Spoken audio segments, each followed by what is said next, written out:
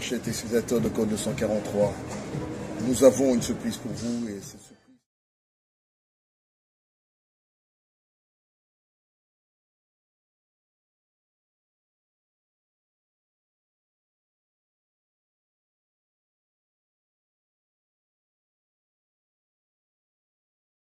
Ceux qui nous suivent, à vous la parole. Merci beaucoup, mon frère. Bon, tout ce que nous pouvons dire, c'est que la réunion s'est bien passée.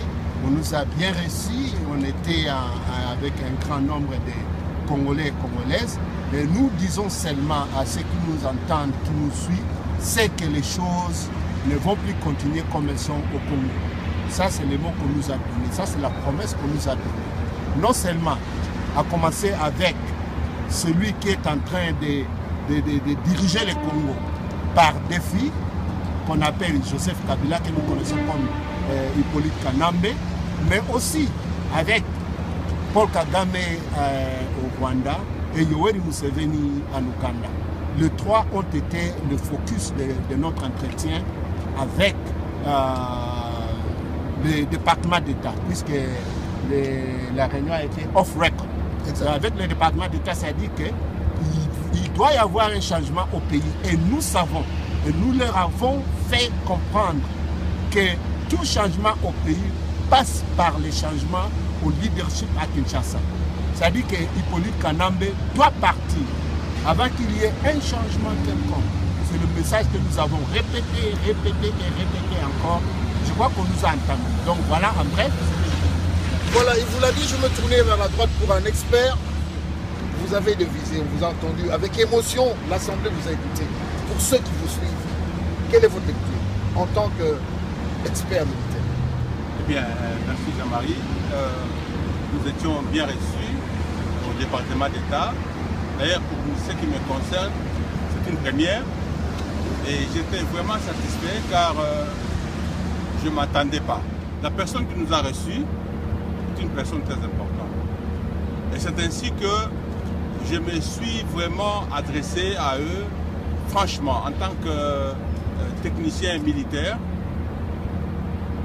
J'ai mis à leur disposition tout ce que je connais concernant les forces armées congolaises. Et la vérité est sortie.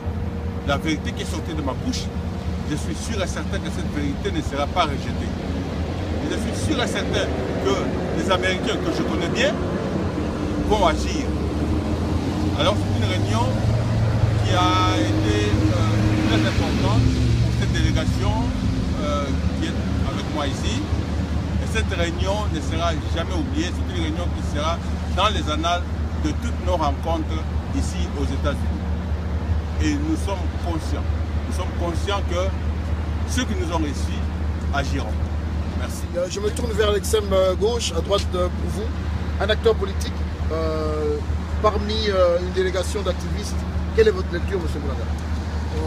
D'abord, j'étais content d'entendre que l'intégrité du territoire national est une question très importante et que nulle part cela n'a été considéré à aucun moment par les départements d'État. C'est ce que moi j'ai entendu. Deuxièmement, j'ai aussi senti une préoccupation d'imprimer une nouvelle dynamique à la politique américaine dans les Grands Lacs. Et nous espérons que des actes concrets vont suivre prochainement pour qu'on puisse mener une politique qui garantisse la paix durable et la stabilité dans les Grands Lacs en respectant les grands principes de démocratie, de bonne gouvernance et surtout en mettant fin à l'impunité. J'espère que notre message va pouvoir être entendu et que dans les prochaines semaines, nous aurons notre contact avec notre responsables américains pour qu'on puisse leur faire voir nos préoccupations et obtenir d'eux le soutien qui est indispensable pour, comme je l'ai dit, la stabilité et la paix durable dans les camps. Stabilité et paix durable, notre dernier intervenant, l'avant-dernier, Eric, qui vient de Boston, M. Gamba. Ils sont à vous écouter. Ouais, d'abord, c'était une rencontre historique. Nous venons d'écrire une page d'histoire. Et ma lecture de cette réunion, une réunion qui a été vraiment fructueuse et qu'il y a un changement qui est en train d'arriver au Congo. Je vais parler du Congo dans le cadre de Grand Lac.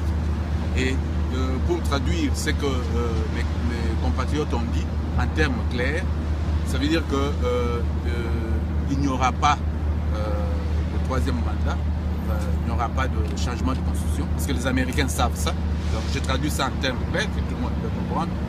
Il est temps peut-être que nos dirigeants puissent comprendre ça. Na sengi na biso nyoso na beti mbela ba combattants, ba patriotes partout dans le monde.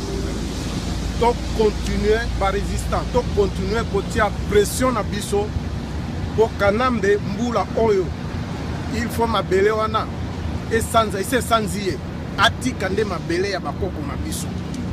Abimba. You gotta go. Kabila must go.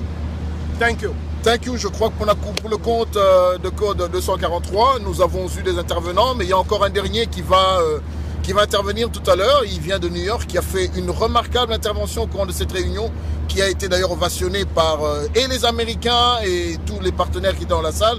On va prendre M. Jacques. Jacques. Naïbi que le poteau est allé.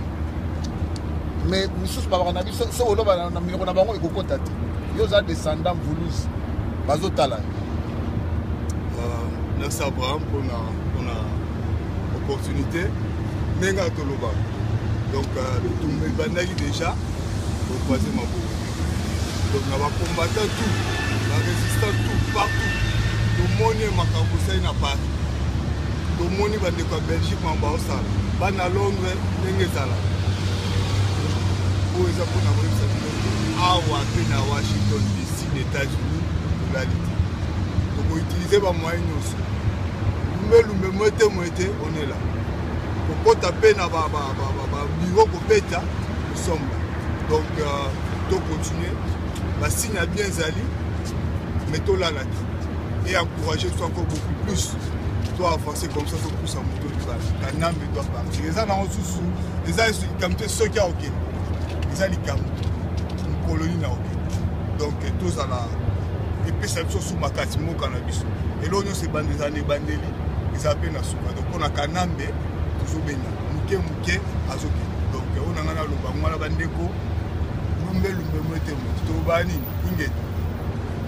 Voilà, il a clôturé par ce mot important qui dit